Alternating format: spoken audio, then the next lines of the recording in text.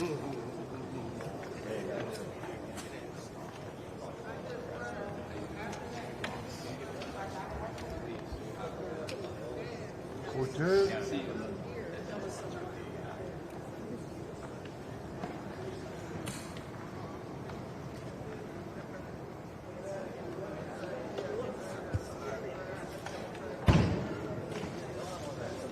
everybody. So, boycott Target. Let them come on this side and let's come on this side.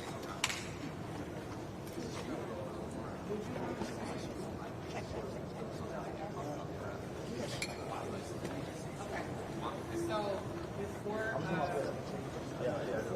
boarding. I'm not used to holding on. Yeah, he is one of the.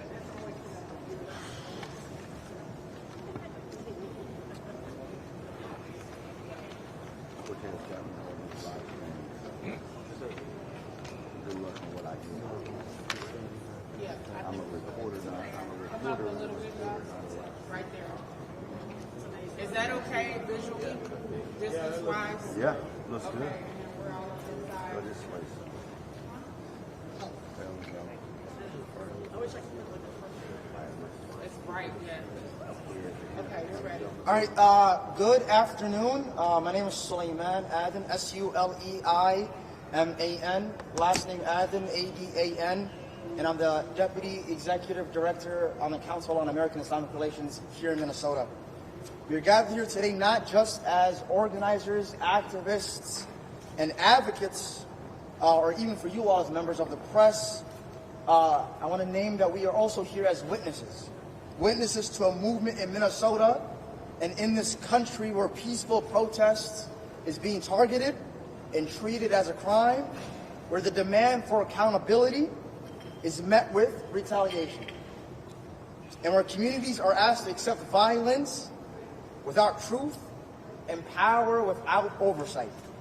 We are here because the killings, or rather I should say the murders, of Renee Good, of Alex Peretti, here in Minneapolis did not happen in silence. There were witnesses there. It happened in public, in front of neighbors, cameras, and communities who saw, recorded, and continue to remember. And today we stand to say that those memories matter, that what people witnessed matter, that our eyes, our voices, and our collective conscience matters.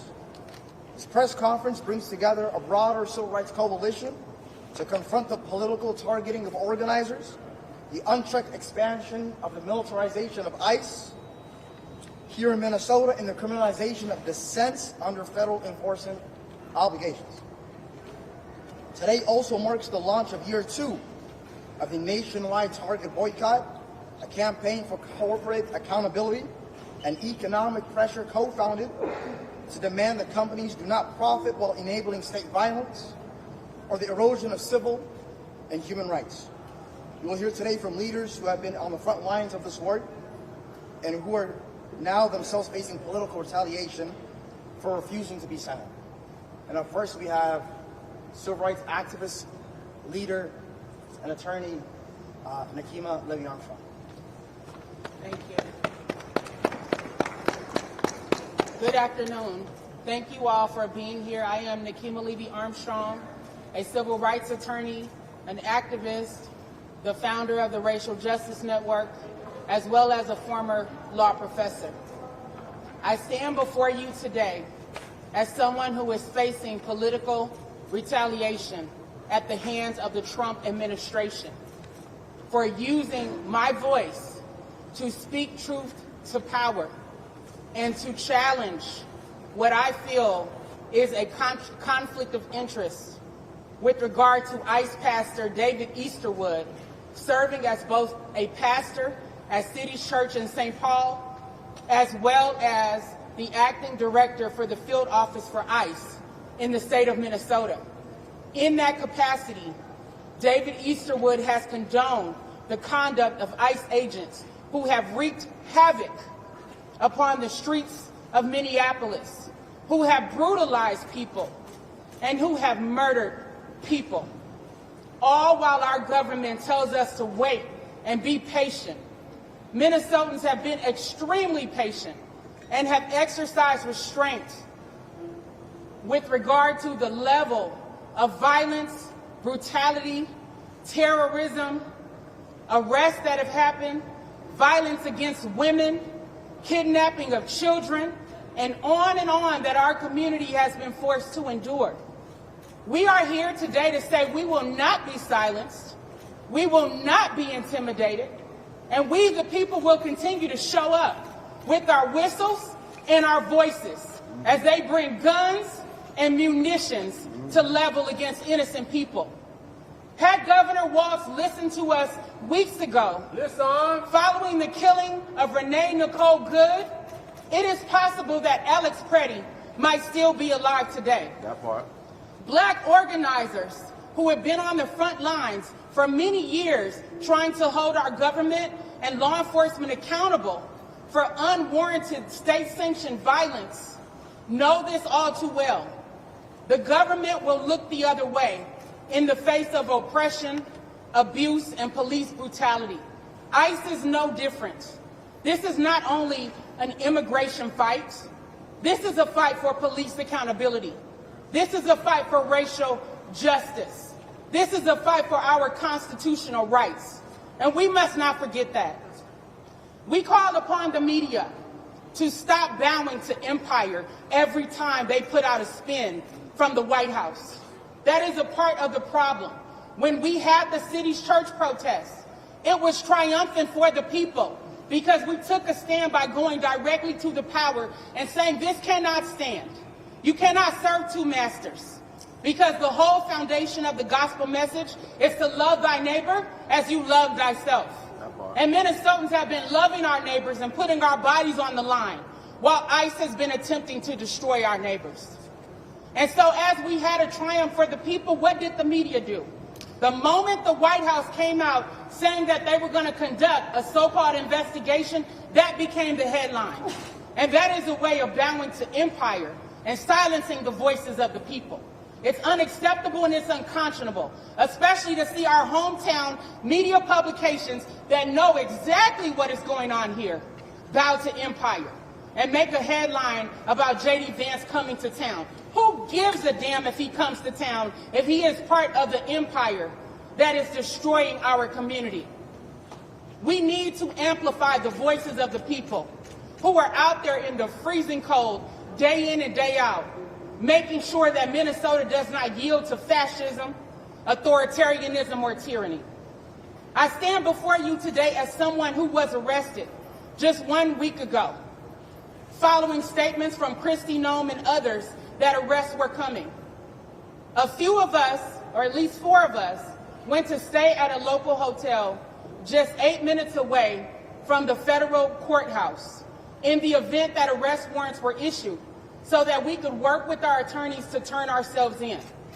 When we found out that arrests were imminent based on media reports, then what we did was reach out to our attorneys and we asked them to contact the U.S. Marshals and the U.S. Attorney's Office to see if arrest warrants had indeed been entered. My attorney, Jordan Kushner, specifically made those calls, and he did not get answers regarding arrest warrants being issued. What followed after that was the FBI conducting surveillance upon us. As a matter of fact, they are still probably conducting surveillance upon us. They came to the hotel where we were staying, apparently looking for us, surrounding the hotel, and even doing a stakeout in the room across the hall from me. At one point in the middle of the night, I opened the door to my hotel room. Well, I didn't open the door, but one of my friends opened the door to my hotel room to go to her room next door. As soon as she did, we saw a man run out of the hotel room across the hall from mine and started chasing her. And I closed the door and locked it because of the aggression that I saw and felt from that person, who turns out to be an FBI agent. There were multiple FBI agents in the room across the hall. And they tackled my friend in the hallway and were physically abusive towards her, manhandled her, bumped her head, and even caused a concussion. Why did they do this? Well, my suspicions at the time were correct because they thought she was me. Even though I am several inches taller than my friend, they thought she was me and they were attempting to manhandle her. Now, mind you, I am a brain tumor survivor, someone who has had neurosurgery to stay alive. And these goons were willing to tackle and attack me in the hallway. Not saying freeze, not saying you're under arrest, but acting like they were on a football field with regard to the brutality that they exhibited towards another black woman, again, thinking that it was me. That's absurd and it's unconscionable. And when I closed the door, I made sure to reach out to our attorneys and ask them to get to the hotel as soon as possible because we were under attack. And we did not know what lengths those FBI agents would go to. It's really sad that the hotel compromised our safety by cooperating with federal agents at the time and allowing them to set up a room next door. Now think about the lengths that the FBI went to. Think about the lengths that Homeland Security went to. Think about the lengths that the White House went to try to capture nonviolent protesters at a church. Meanwhile, they have yet to conduct an investigation into the killing of Renee Good and the killing of Alex Preston. As a matter of fact, what did they do after Renee Good was killed? They lied on her and claimed she was a domestic terrorist. Yep. The President of the United States lied on her and claimed that she tried to run over ICE agent Jonathan Ross. What did J.D. Vance do, an attorney like me? Misstated the law, claiming that the federal agents had total immunity, and then tried to backtrack his statements after Alex Pretty was killed. Yet, here we are, black women, nonviolent. Our only weapons are voices. Being treated like Hannibal Lecter. Being treated like a mass murderer. Tell me, where is the justice in that? And media, you have a responsibility, as I said before, because you all participate in spinning headlines and turning us into criminals. Even though we are standing up for the poor, we're standing up for the vulnerable, we are standing up for the truth. Now let's talk about what happened when we got into the federal courthouse. So upon our arrest, let me backtrack. Upon our arrest, you saw that I was calm, cool, and collected when talking to the FBI. I asked them specifically, why are you recording? And the response was, oh, it's not going on Twitter or anything. They asked me to record, which I thought was really odd.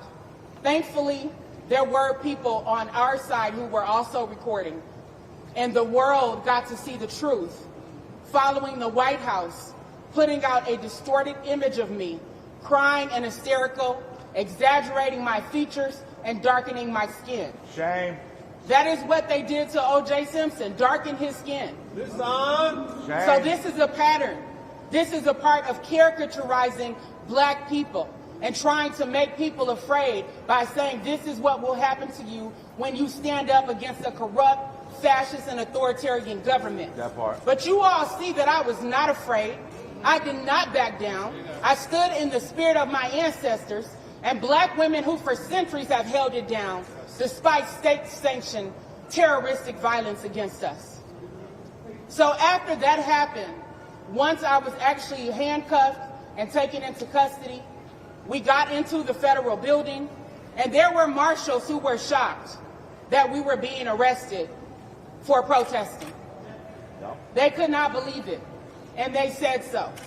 When we got into court, as you can see, the magistrate judge ordered that Chantel Allen and I be released that same day. And the judge the magistrate wound up granting a request from federal prosecutors to give them a 1-hour stay in order for them to contest our detainment. In other words, they wanted to keep us in jail, even though the magistrate said that we could be released. So the judge said, you have 1 hour to submit your brief. And there was supposed to be a hearing that afternoon. But you know what happened at the federal courthouse? Because we had over 150 supporters from the community who showed up, They closed the federal courthouse early. And 8 minutes after that 1 hour stay, they transported Chantel Allen and I into a vehicle by the U.S. Marshals and took us to the Sherburne County Jail. But they didn't just take us to the Sherburne County Jail. They used 3 different sets of restraints on us as if we were hardened criminals and murderers. We had shackles on our ankles, we had belly chains around our waists, and we had handcuffs with bars in the middle. As someone who majored in African American studies, I can tell you that that is the closest I ever felt to slavery in my life. Being shackled as if I was a slave. It is unacceptable and unconscionable, but it's on brand for a White House that specializes in cruelty, brutality, lies, and deception. Once we got to the Sherburne County Jail, we were strip searched. We were placed in jail uniforms. We were locked in cells side by side. And I'm not even going to talk about what they tried to feed us that looked like mystery meat. That makes me sad for the people who are currently incarcerated and not even being fed decently for their survival. I didn't want to even use the restroom in my cell. Why? Because there's a camera watching your every move. This is in spite of going through x-ray machines and being strip searched where they know you have no contraband. And yet still there's a camera in your room watching you with nothing else in there but a bed on cement and a metal toilet that doubles as a water fountain. So again, this was intentional on the part of the White House, on the part of the Department of Homeland Security, that allows murderers to go free. And as I said before, had our governor listened, when we said use your power to arrest the officer who killed Renee Good, he postured in front of the cameras and made excuses. And now we have the execution of Alex Preddy on our hands. Now, what did you all witness? What looked like a gang initiation or a beating. Let's call it what it is. I know the media says, oh, Alex Preddy died as a result of an immigration crackdown. That's too mild for what we are dealing with here. It is fascism and it is authoritarianism and it is brutality and an execution of an innocent person right in front of our eyes. If any of us had done that, we would have been demonized, we would have been under the jail. But what did the White House do? They allowed those murderers to escape from the state of Minnesota. And then after the governor had a phone call with the president, he tried to appease the people by talking about the tone shifting. That's not enough. Who gives a damn if the president's tone shifts if we still have an ICE occupation here in the state of Minnesota? They should have been arrested. They still should be arrested, and there needs to be accountability. Thank you.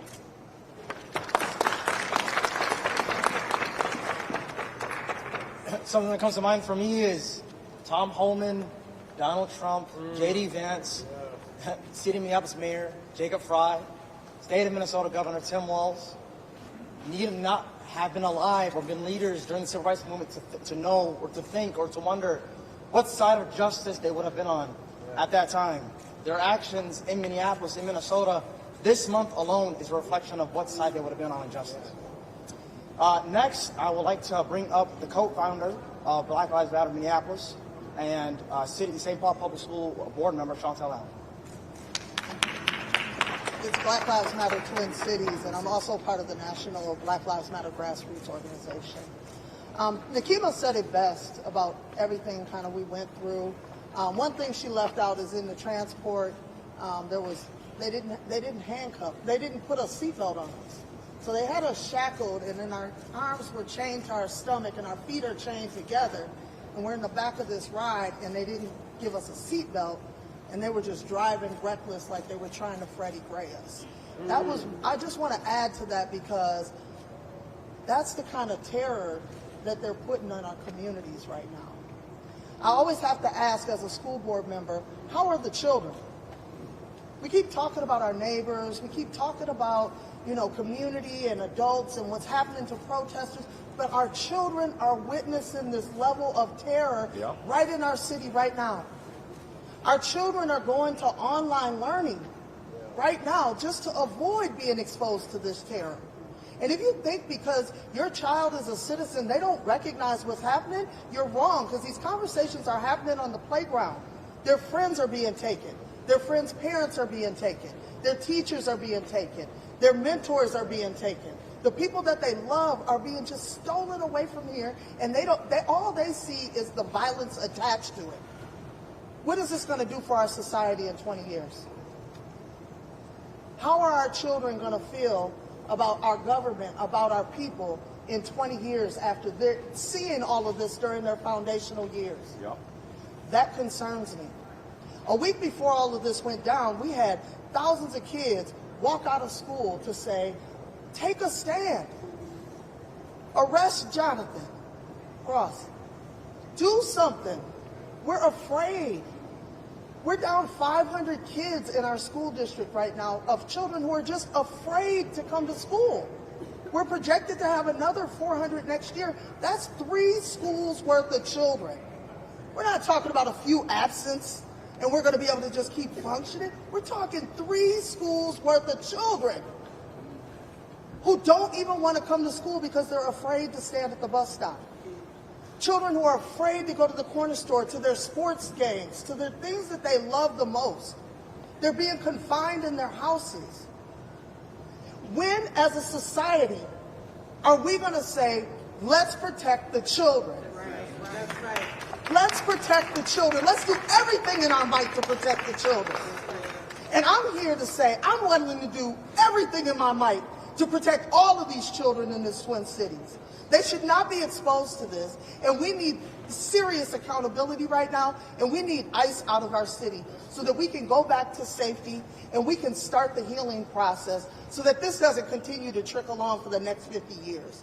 I'm Chantel Allen again. Thank you all for being here, and this has been a horribly traumatic experience for me and my family, for Nikema and her family, but it is a horribly traumatic experience for our small children, y'all.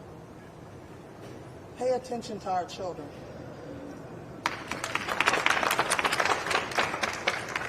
Next up, we have the Executive Director on the Council on American and Islamic Relations here in Minnesota, Jalan Hussein.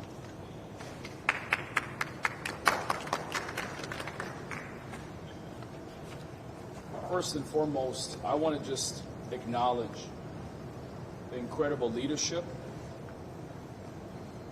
the incredible gift that Minnesota has in these 2 incredible leaders, in Dr.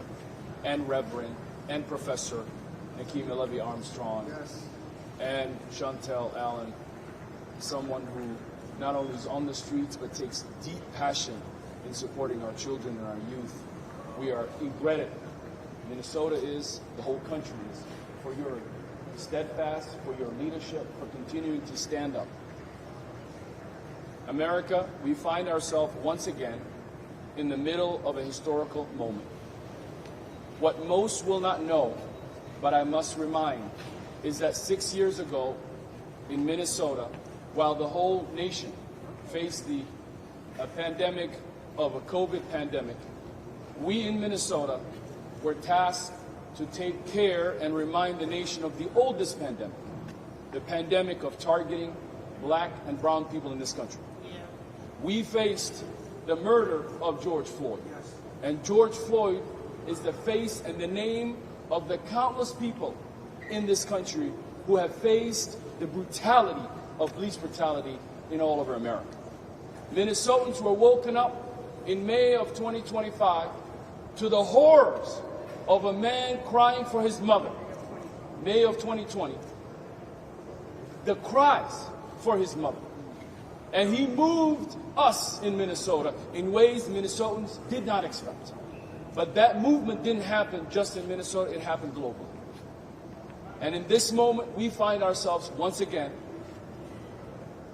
an administration targeting our state, not knowing that Minnesotans have already been dealing with a moment like this When the cameras left and everyone left, we still carried the legacy of fighting for justice for George Floyd. It never left us. And for many Minnesotans, once again, we find ourselves in a moment where government, state-sanctioned violence is being targeted against innocent people. The same people here in Minnesota are once again standing up and showing the rest of the country what it's like to fight for justice, what it's like to fight for our neighbors. And this president, this administration did not know the resiliency of our state, and they are meeting it head on today. When we say ice out of Minnesota, we do not mean ice out to go somewhere else. We are showing the nation that a warm heart on a cold corner and a whistle and a people who wake up every morning taking care of their neighbors will defeat any ICE operation anywhere in America. Anywhere in America. And for those who still believe in the lies, I want you to know that we are in a moment where this administration and those who support are attacking the idea of truth. But for those who stand for truth will know that in this moment, that we are going to win. They lied about the murder of Renee Good. They lied about the murder of Alex Freddie. They lied about the murder of Keith Porter. They lied about the murder of so many others. But those lies were so big that the entire country could not hold on to these lies. And they are now in a moment where the Americans have to decide, are you on the side of right and justice, or are you on the side of failure and falsehood?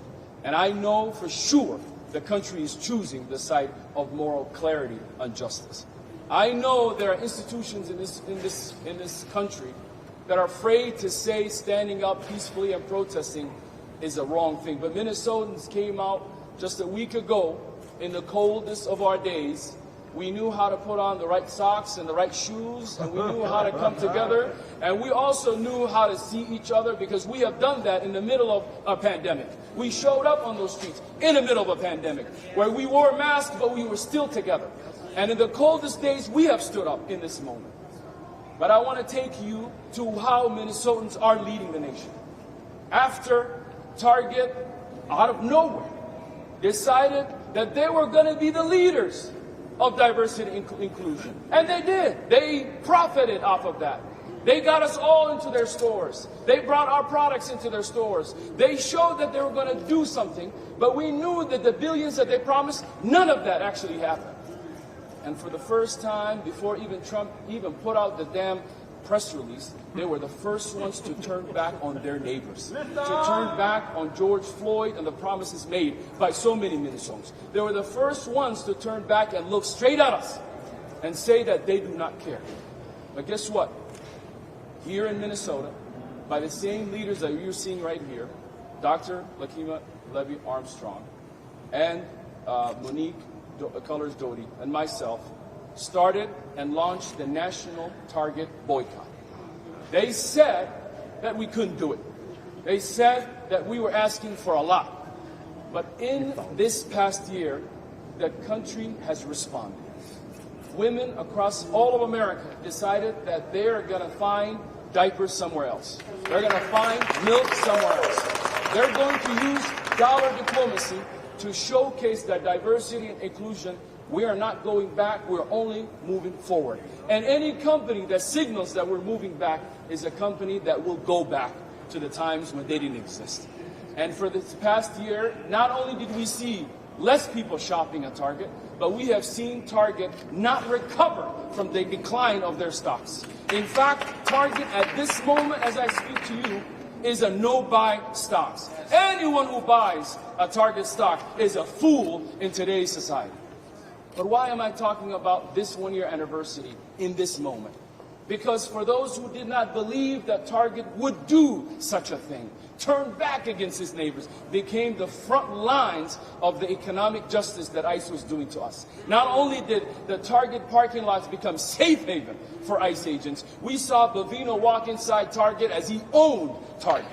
And for many people, they woke up to the idea that Target is involved. They have been involved from the beginning. They refused to stand up for the people, and it's the people who took their purses back and decided to shop somewhere else.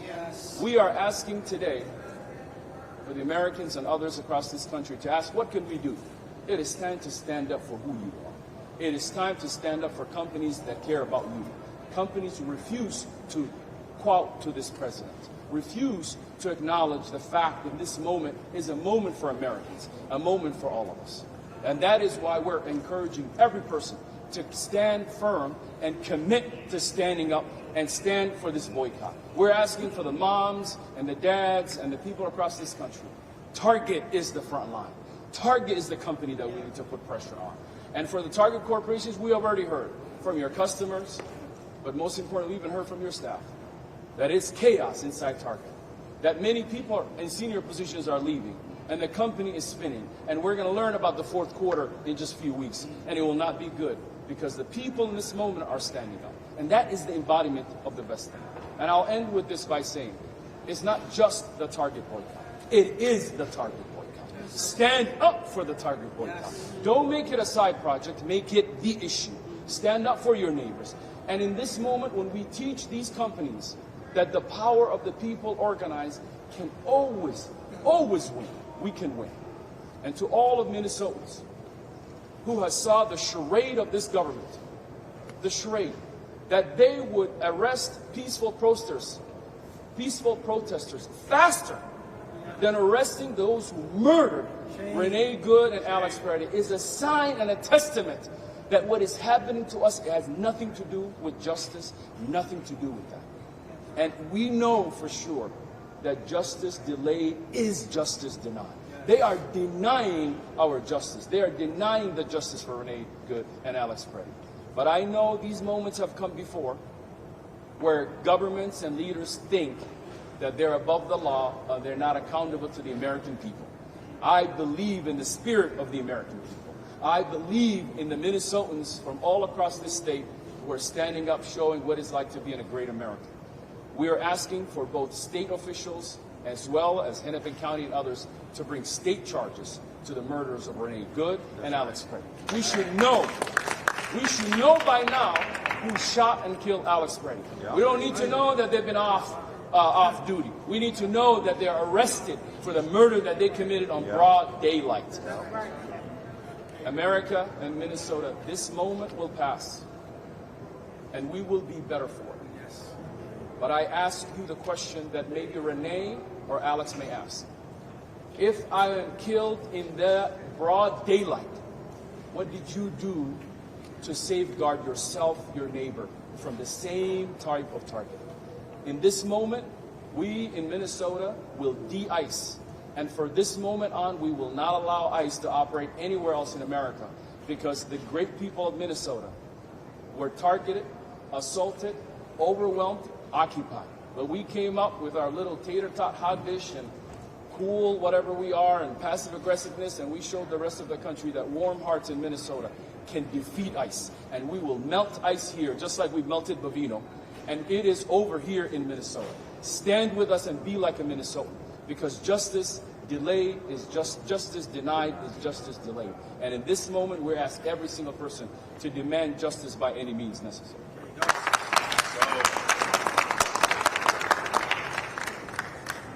Thank you so much, Jalal Hussein. Next, we have another co-founder of the nationwide Target Boycott that was founded here in Minnesota, Monique Colors. Dorothy.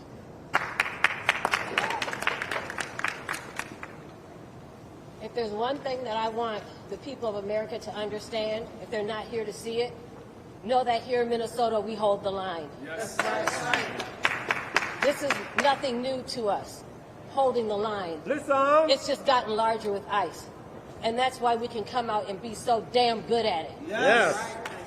In Minnesota, we've been holding the line, standing in solidarity for all oppressed people here and across the country, across the globe, across the planet. We've been standing for a free Palestine. We've been standing for a free Congo. We've been standing for the people of South America. We've been telling the truth for those voices that have been silenced. So we hold the line in Minnesota. That's right. This is nothing new. Now it's grown. And we have even more people coming out because still in Minnesota, we have people who are still compassionate. We have people who love their neighbors. We have people who will not sit by and idly listen to whistles being blown and their neighbors being dragged out of their house by ICE. We have people who are compassionate enough to put on their outfits to stand outside in the cold and make sure that the children are getting in the schools safe and getting picked up from school safely.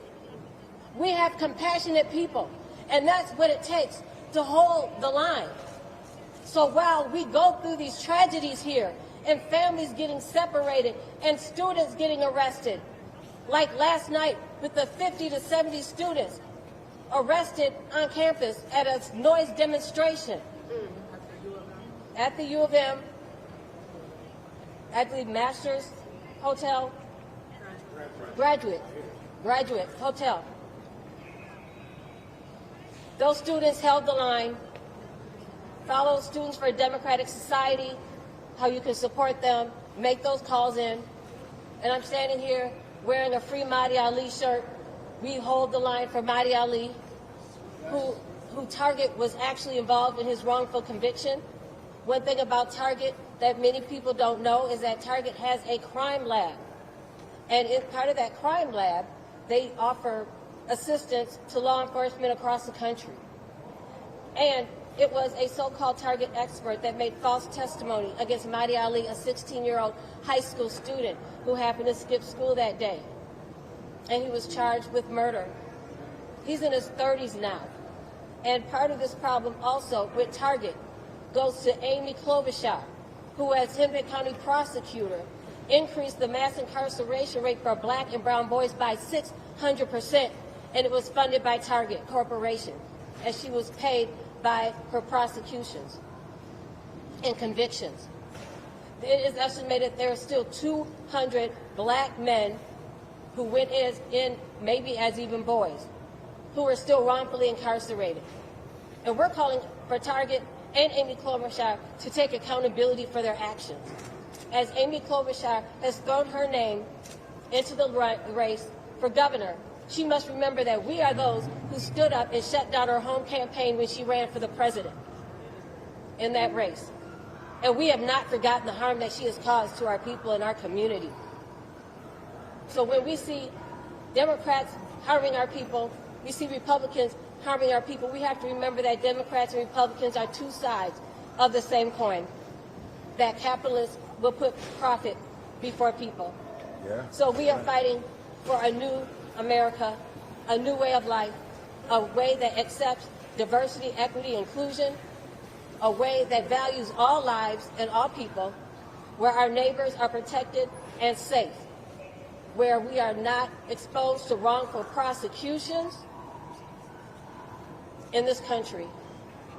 We stand for a true and just America, for a better America. All power to the people. Thank you so much. Something that comes to mind for me is that the state and the country gave it down when two white people were killed. If any, I believe, as a rising imam, a theological studies student, an activist here in the state, that if anyone in this state were killed that looked like me or the people behind me, the state of the country still wouldn't give it down. You know how we know? Who was killed before Renee Good and Alex Freddie? Randall Castile, Dante Wright, George Floyd, Sonya Madison. Black and brown. Black and brown. Black and brown. White folks in this state and this country didn't give a damn until two white people were killed. Trump's base didn't give a damn that even though Alex Freddie, had a lawful, illegal firearm on him that he did not use despite what they say, still didn't give a damn. However, they did give a damn that Kyle He-Devil Triggerfinger Rittenhouse was trying to protect his community and ran behind him. Shame. Shame. Shame. Next, we have Michelle Gross to speak to us from the Communities Against Police Brutality. Thank you.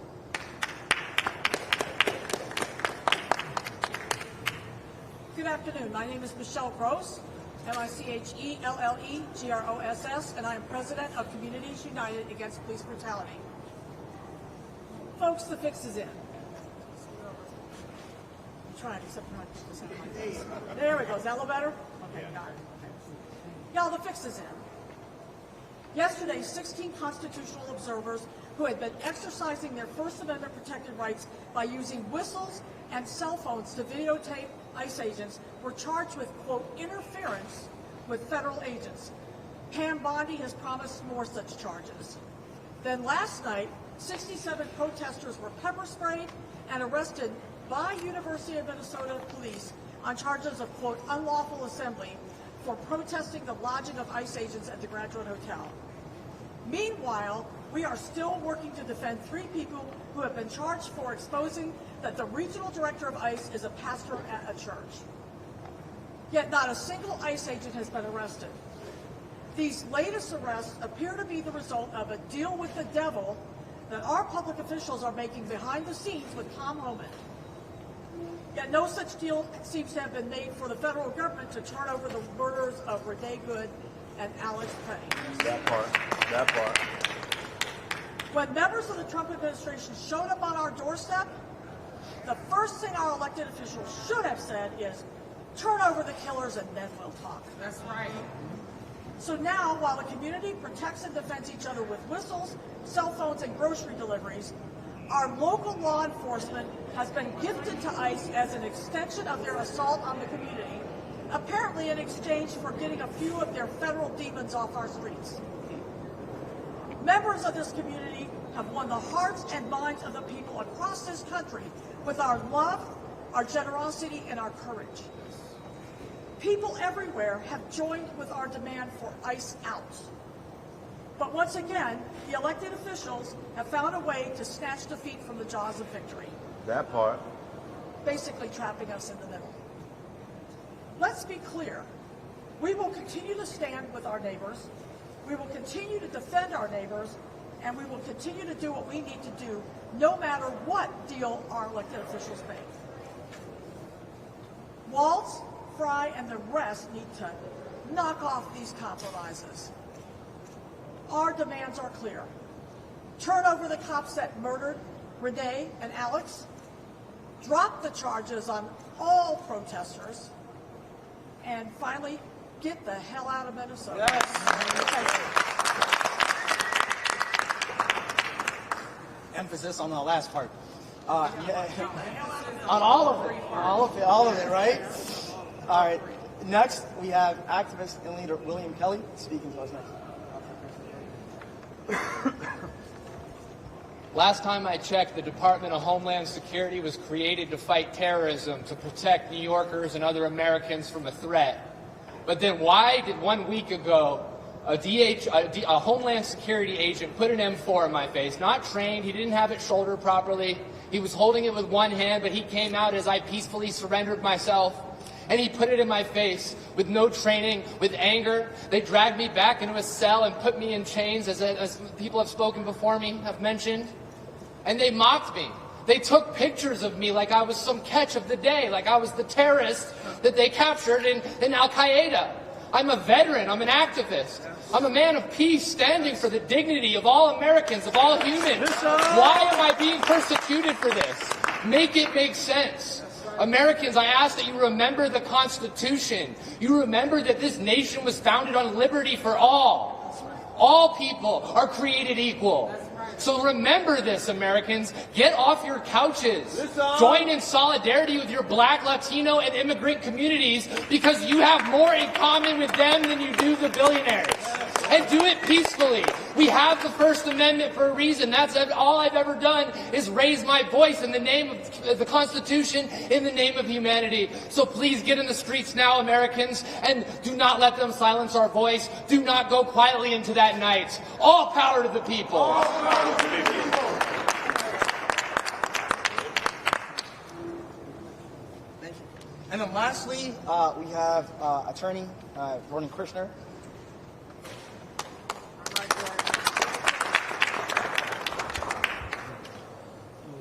We're in the heat of struggle against fascism here. Yep. Fascist takeover by the Trump regime. Fascist takeover by the fascist Trump regime.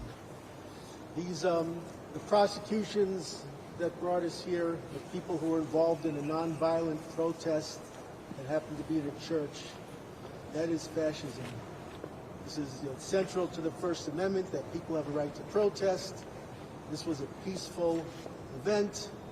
Free speech can make people uncomfortable, and yet the federal government has totally distorted the case and made it look like there was some kind of persecution of people for their religious beliefs, which has nothing to do with reality. This is the kind of Orwellian tactics that a fascist regime engages in, where they make up stories that are clearly counter to reality about their agents who murder people in the street, and they make up their narratives about people that they choose to persecute, who cause no harm, but are merely trying to resist the oppression.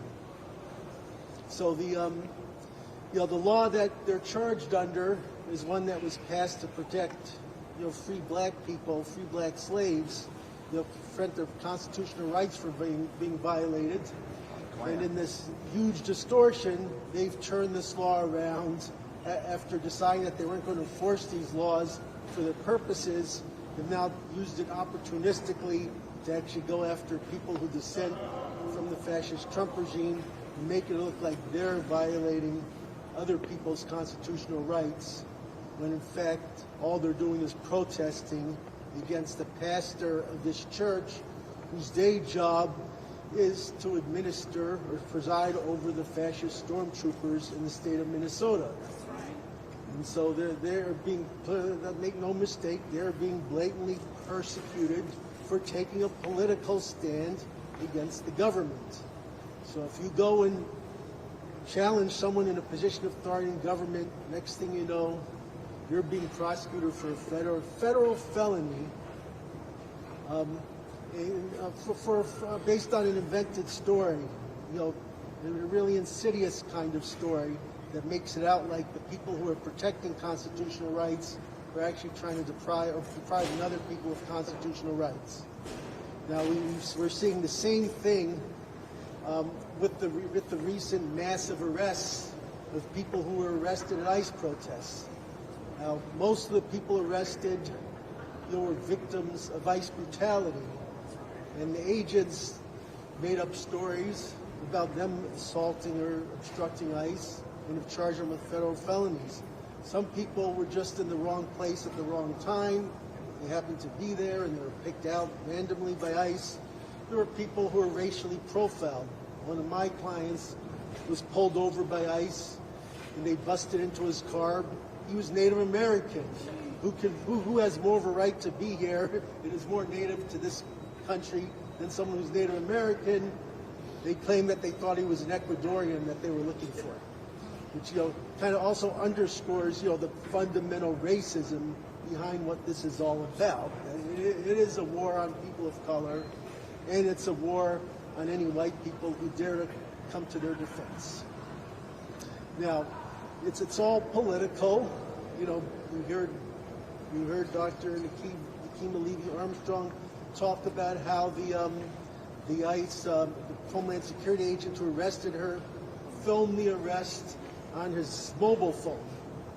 Filmed her, recorded her being handcuffed, and recorded her being taken away. Now, this is totally unprofessional. Correct. No law enforcement does anything like that. They have body cams, so to actually make a point of filming their action on a cell phone, that's unheard of, completely unprofessional. Now, I was there. He told her, I was just instructed to do this. It's not going to go on Twitter or anything. And sure enough, Kristen Noem posted on her Twitter, posted video, using her as a trophy.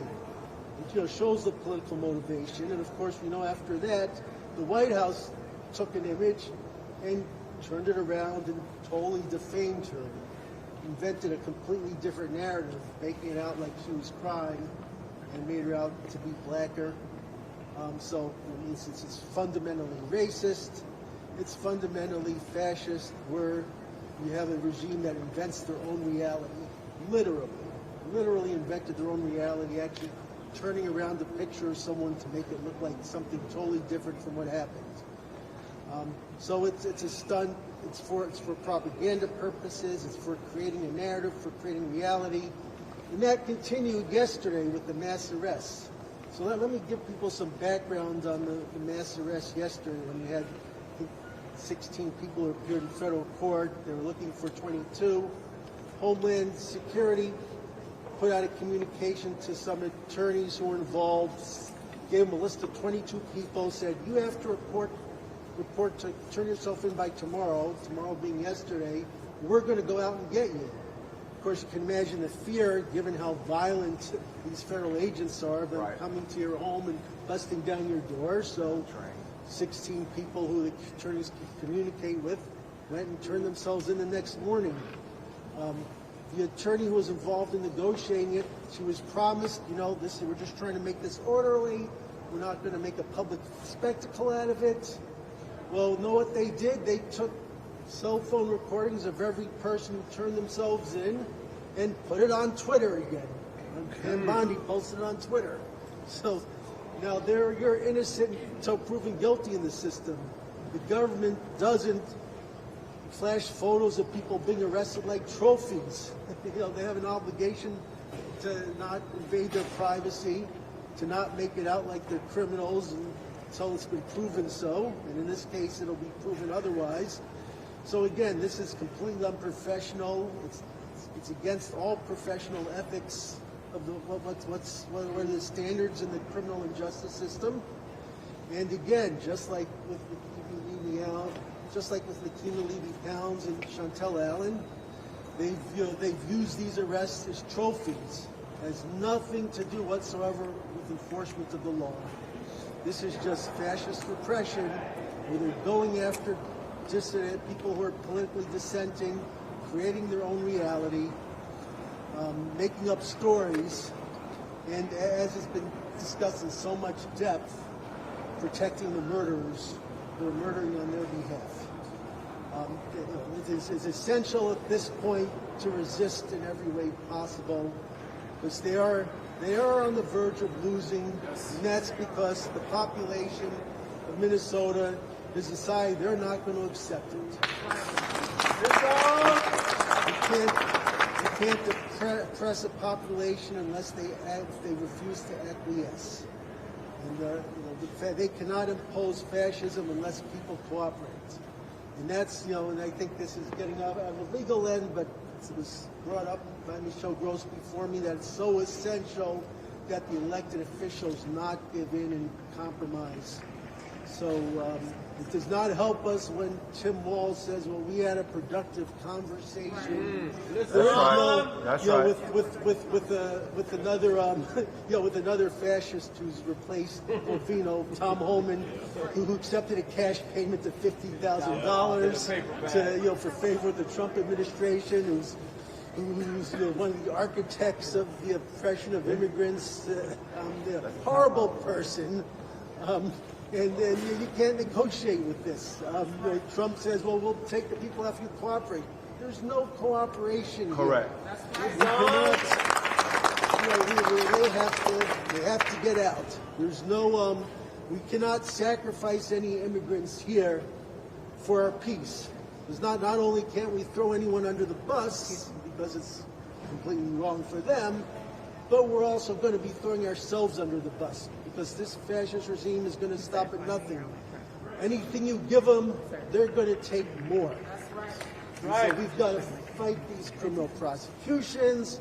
We've got to do everything we can to mess up ICE's operations, not cooperate them in any way, because the only thing that they can understand is defeat. Anything that you give them, they're going to portray as victory, and they're going to do more, and they're going to keep oppressing us. So I think we all have to demand that Walz and Fry, that they not give in. I mean, I'm not a fan of Fry, but when he said we don't cooperate with them, we don't enforce immigration laws, and he was firm about that, that was the right thing. There's no way that it's in any way acceptable for the state or the local authorities to in any way help the feds with their mass deportation of immigrants, returning immigrants in. We need to protect everyone in this community against this fascist occupation until that occupation ends. Thank you. I just wanted to bring up, because I was so focused on the kids, but when I was in jail, kind of leaning on what Jordan was talking about, they kept coming back to my cell and reshackling me all the way up so that they could take me out and take these photo shoots with different ICE agents. So it was like a new group would come in, and then they would come pull me out, reshackle me all over again so that they could take more photo shoots. It was almost like they were taking pictures so that they can send them somewhere to say, hey, we got them. Right. And that's what it felt like to me. And that happened to me like 3 or 4 different times with different groups of ICE agents that just came in, federal agents. I just wanted to put that out. We'll take questions at this time. Jolly. Question is, you know, you had an AI altered image spread of you from the White House. All 3 of you who were arrested had your names dragged across Kristi Noem's and Pam Bondi's social media. My question is, how has been the fallout of that since your arrest? How has it affected your personal life? I know that many of you had to get security. You haven't been able to go to work. What's been the fallout of this online social media, I guess, exposure from the administration? Thank you for that question, Jolly. There has been a lot of fallout with regard to our personal safety being jeopardized. Now think about this. These are people who claim to be standing up for City's Church in response to a nonviolent protest that happened there. But what are they doing? Calling us the B word, calling us the N word, calling us apes and monkeys, and saying that we need to die. Calling our phones, emailing us,